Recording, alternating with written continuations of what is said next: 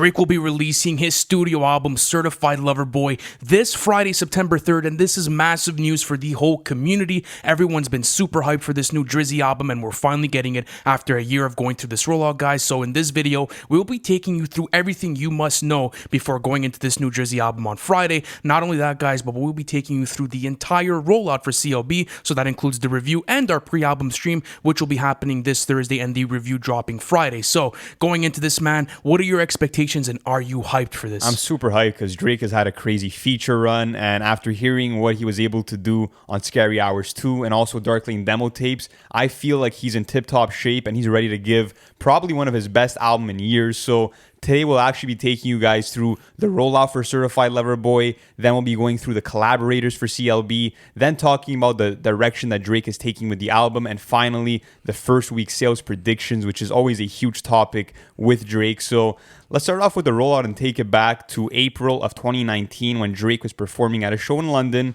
and confirmed that he was working on a new album. So for the rest of that year, we didn't really get anything, but if you fast forward to 2020, we actually did get an update, right? Absolutely. So Dark Lane demo tapes ends up coming out, and not only that, but he said that he is working on his 6th studio album, which ended up being Certified Lover Boy. So this is the first time we ever gotten it confirmed. It was April 30th, and then we actually didn't get anything for the rest of the summer as far as updates go until August 14th, when apparently the lead single for CLB dropped, called Laugh Now Cry Later, featuring Lil Durk. And this was massive for the community because now there was a sense of a development in the rollout. People were like, okay, this is actually happening. We haven't gotten a studio album since 2018 with Scorpion, and it felt really nice. Now, the only thing we got after that was on October 24th, he ended up posting a teaser trailer for CLB, which indicated that it will be coming in January of 2021. So it was like, fuck, okay, we actually have a date now. And that was a cool, that was a really cool trailer too, because he paid homage to Jay-Z's The Blueprint 3 commercial where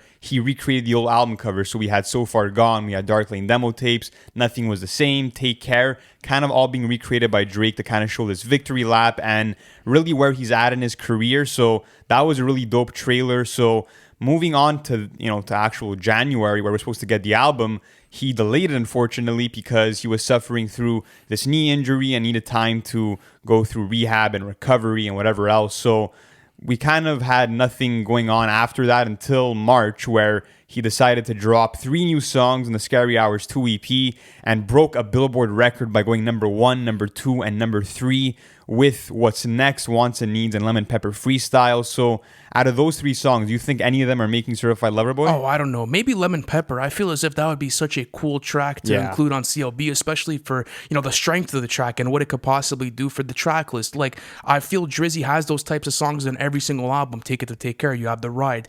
Take It to Nothing Was the Same. You have Pound Cake. If you're reading this, It's Too Late, has 6 p.m. in New York. You go to Views, you have the song Views. So there's always these types of introspective Drizzy songs that end up making the cut. But let's actually take it to May 21st, where he dropped the Fair Trade snippet. And this was massive because this was the first indication of what we could expect with CLB, because it was set to be a snippet. So nothing ended up happening after that until Drake said on June 14th that it will be coming before the end of the summer. And that was massive because everyone was like, fuck. That was huge. Oh, fuck, we're going to be getting a new Drizzy album this summer, and everyone had their hopes up. So tell me, this summer, how has the experience been for you, waiting for this new album and waiting for new Drizzy music? It's been like me going through every week and being like, Drake's coming and dropping the album this week, and then no, okay, he's dropping next week and he's dropping August 6th, and me kind of developing theories on the spot of when he could be dropping, just because that's how high my excitement was throughout in the entire summer and even before that. So speaking of the summer, on July 5th, we actually had this image that surfaced which showed Drake filming a music video with Future and Young Thug, and that's always exciting because those are 2 of his biggest collaborators. And not too long ago, I think about a week or 2 ago, we had gotten word that might have been a single to Certified Lover Boy, which of course now it isn't, but it was going to be called Too Sexy and was going to feature Future, Thugger, and Metro Boomin on production. So that's a big potential for that to have a placement on the album. So at least there we started to see, okay, this rollout's in full form. There's music videos being shot. So that was a good indication that it was coming soon. But then if you fast forward to July 30th, Drake went on OVO Sound Radio's Fry Eye Friday show and confirmed that the album's cooked and that he will be delivering it to us soon. So that felt good because I'm like, okay, the album's done, it's mixed, it's mastered. He went back to the 6 to finish it up with Noah and whoever else. So that felt like a big relief. Like, okay, we're actually going to get the album this summer. But then came the Donda rollout, and then we kind of thought, okay, is this going to slow things down? Is it going to halt the release of CLB? And then we kind of got word from Drake, right? Absolutely. So he ended up getting on Trippie Redd's Betrayal and said, "Ye ain't changing shit for me. It's set in stone," which signaled that the album is still, set to release and that nothing has really changed regardless of the Donda rollout. And, that ended up staying true because on August 27th, Certified Lover Boy's release date was revealed on ESPN. So if you guys actually were able to watch that clip, you could see that while ESPN were playing their highlights, there was a sort of glitch going on where there was this, I believe it's like a cardboard cutout, and then it says CLB September 3rd, and I think that was fucking genius because it plays into the whole Dark Knight theme of when the Joker hijacked national TV and kind of made his grand entrance into Gotham City. So I feel as if that's something that, Drake maybe paid homage to, who knows, but I just really found it cool. So how did you like the way he introduced this album? It was awesome, man. It was super cryptic and very creative, and I've never seen anything like that before. So now I'm just wondering, what's going to happen next? Are we going to get a track list? Are we going to get more updates as the week plays out? So we'll have to see what happens. But that wasn't, I would say, an actual confirmation from Drake because he didn't associate himself to it. He didn't, upload it on his social medias. But we did get a confirmation August 30th when Drake actually posted the album cover, which seems to be confirmed by Elliot Wilson, who is a huge, journalist in the hip hop community.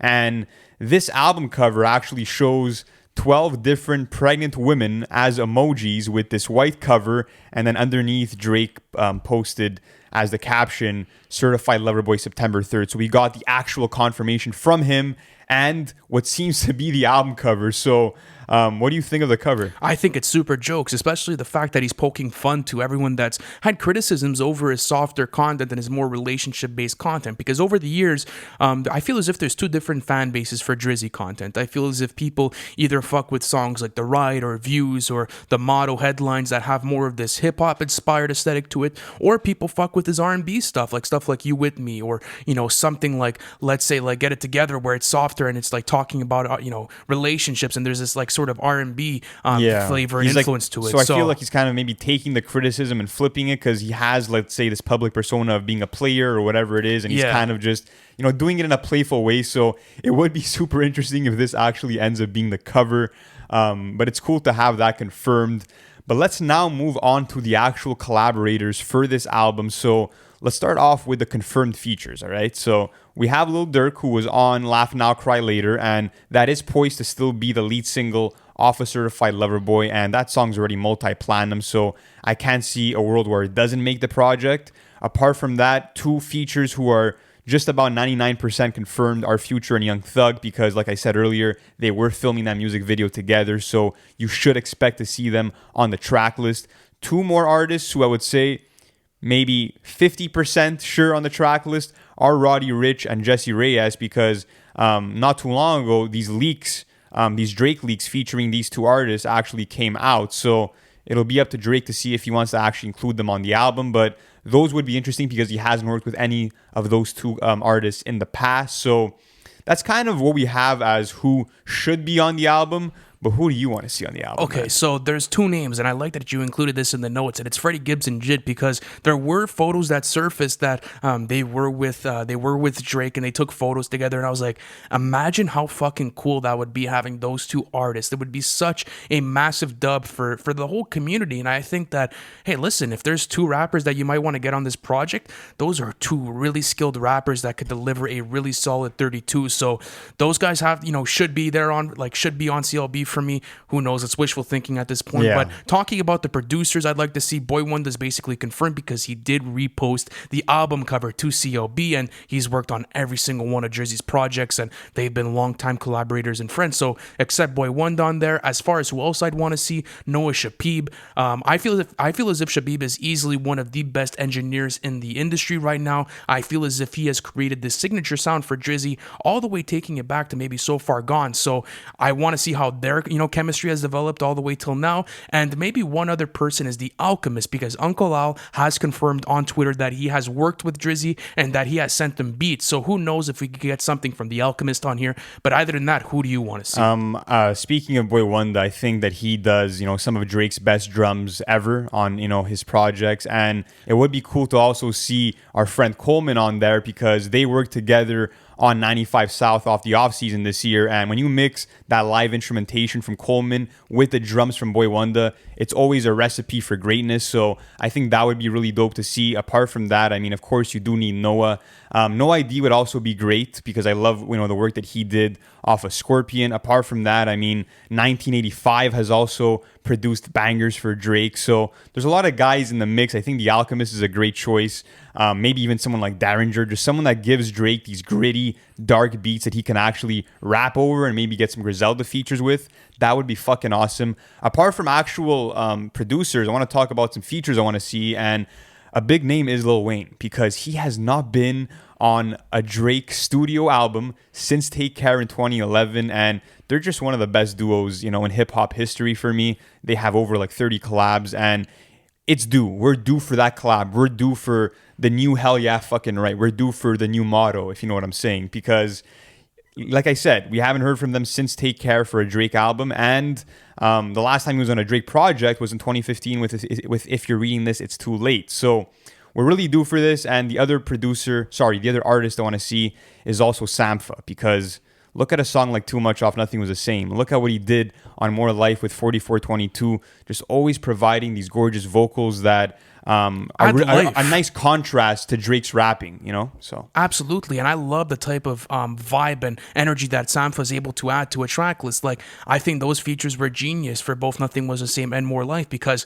they added this beautiful energy to the track list. But let's actually get on to the direction of Certified Lover Boy and where we want to see it go. So let's actually talk about the length. So Drizzy has admitted in the past on his Rap Raider podcast where he said, I don't want to create a double-sided album ever again. So that probably means he wants to make something more concise. That means he wants to make something that's more polished and that has more of a coherent sound to it. And if I take that into perspective, my guess and my prediction would probably be anywhere from 15 to 16 songs. How about you? Yeah, I think it can go anywhere between 15 and 19. I think around that range makes the most sense. And if you want to put up the most sales and the most streams possible, you do have to have, a nice amount of songs in today's streaming era. So it is likely that it will be over 15 songs. But another possibility is that if you look at the actual album cover, there's 12 different pregnant women. So maybe 12 women is hinting at 12 songs on the album. Who knows? Might be a bit of a reach. We'll have to see what ends up, taking shape this week. But yeah, it'd be cool to get, let's say, a 12, 13 song album from Drake. It would be hard to pull off because he's a chameleon and he has so many different styles to cater to.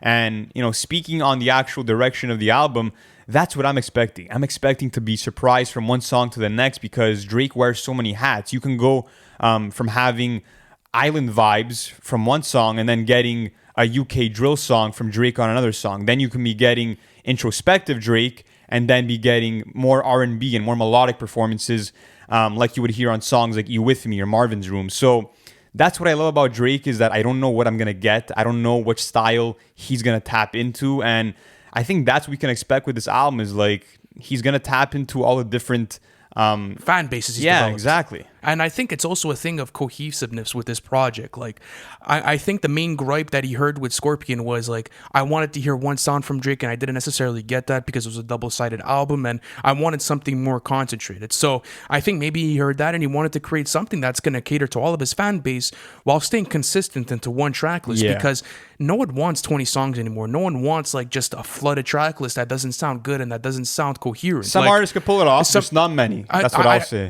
Listen, in my opinion, I don't think anyone can because the art, like the way that people consume music now, it's changing. Like it's changing heavily. And I think for someone like Drake, yes, he has so many different lanes that he has to tackle, but he is so good at making it sound coherent. So example, take something like Nothing Was the Same. there's not one song that sounds the same or has the same melody, but it sounds so focused. It sounds so coherent. Like you're going into it and you're enjoying it. So, that's what I want out of it. Nothing sounds the same when nothing was the same. That's listen, pretty ironic. Good. All puns intended. We'll exactly. say that. But speaking again on the direction, I just feel like his skills have sharpened as an MC over the years. And I mean, look at the double entendres on a feature like Seeing Green. Look at the introspective writing from him on Lemon Pepper Freestyle, where he's rapping for almost 4 minutes straight. To me, this just shows that he's in, tip-top shape lyrically, and we're probably going to be getting that on the album because the feature runs have been insane, and his pen game has just evolved and matured over the years. And I mean, like I said, I just think we're probably going to be getting one of his best albums in years. Not only that, but I feel like every Drake album kind of, I would say, takes precedence over the chapter that he's at in his life. And I feel like the chapter he's at now in his life is being a father. And we saw that kind of subject matter on Lemon Pepper Freestyle. So I do expect it, to have more songs about him raising Adonis and kind of what he wants to set up for his son in the future in terms of, finances and stuff. That would be cool. And also maybe get, a vocal sample or two from Adonis. Who knows? Maybe he'll make an appearance, man. Who knows? Maybe that'll be the biggest feature on CLB. That would be super cool. But I think that this album is going to be great regardless. As you said, Drizzy is maturing as a writer, and I love what he's been putting out lately. Plus, if you go through every single one of Drake's albums, you find those types of tracks where he's just going off for like 5 minutes straight without even a hook. So take something like The Ride off of Take Care, or even, let's say, Pound Cake off of Nothing Was the Same. You want to go to Views, you have Views. Like there's just so much great Drizzy content to dive into, and I think he's gonna deliver that again. So that's our expectations for the direction of the album. Leave your expectations as always in the comment section, but let's go on to the first week sales predictions. So Drake has not sold under 500,000 units first week in over a decade. His lowest first week sales actually stem back to More Life with 505 first week. His highest was Views with 1 million, and his most recent first week sales was